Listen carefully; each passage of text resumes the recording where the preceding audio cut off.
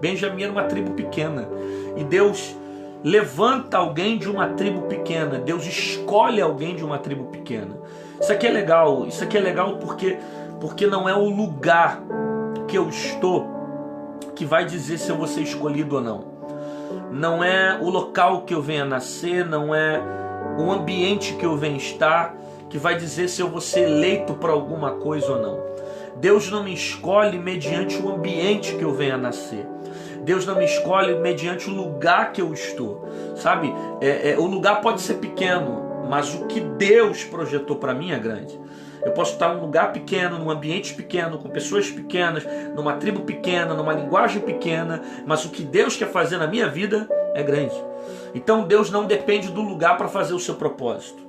Deus não depende do local para fazer o seu propósito. Porque tem gente que não tem essa maturidade de fé. Tem gente que pensa assim, não, eu vou para uma igreja maior, porque numa igreja maior eu vou ser bem visto, numa igreja maior vai todo mundo me ver, numa igreja maior, né, minha agenda vai bombar, numa igreja maior eu vou crescer. E o cara vai para a igreja maior e percebe que nada acontece. Por quê? Porque o segredo não está na terra que ele pisa, cara. O segredo está no pacto que ele tem com Deus que fez a promessa. Deus não depende de igreja, Deus não depende de homem, Deus não depende de liderança, Deus não depende de opinião de homem para fazer aquilo que Ele quer. Até porque a maioria das pessoas estavam com uma opinião contrária a Saul. Só que Deus havia permitido, escolhido Saul para que ele se tornasse o rei de Israel. Eu sei que quando a gente fala de Saul, a gente já carrega aquele sentimento de um homem que andou em um caminho longe de Deus, né? A gente já carrega um sentimento de um rei que foi ruim, um rei que não terminou bem a sua trajetória. Mas é importante você entender que Saul não começou assim. Saul não começou sendo um mau rei. Saul não começou sendo um péssimo rei. Quando ele foi escolhido, ele tinha qualificações, ele tinha qualidades para desempenhar o processo de liderança na questão de ser rei. O problema de Saul foi durante o período da gestão dele. O problema de Saul não foi o início. Saul começou bem. Ele começou administrando, ele começou procurando fugir da aparência do mal, ele começou procurando seguir um caminho reto, mas no processo de liderança, sendo rei de Israel, ele vai perder algumas qualidades, ele vai se entregar à vaidade, à ganância, ao pecado, ele vai fugir do propósito de Deus, sabe?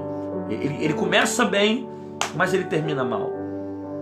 A gente precisa entender isso aqui, porque para Deus mais importante que a forma como eu começo é a maneira como eu termino. Eu já vi muita gente começar muito bem no Evangelho. Eu já vi muita gente começar orando muito, buscando muito, lendo a Bíblia, se consagrando, tal. Só que hoje, olha como é que está a vida do cara.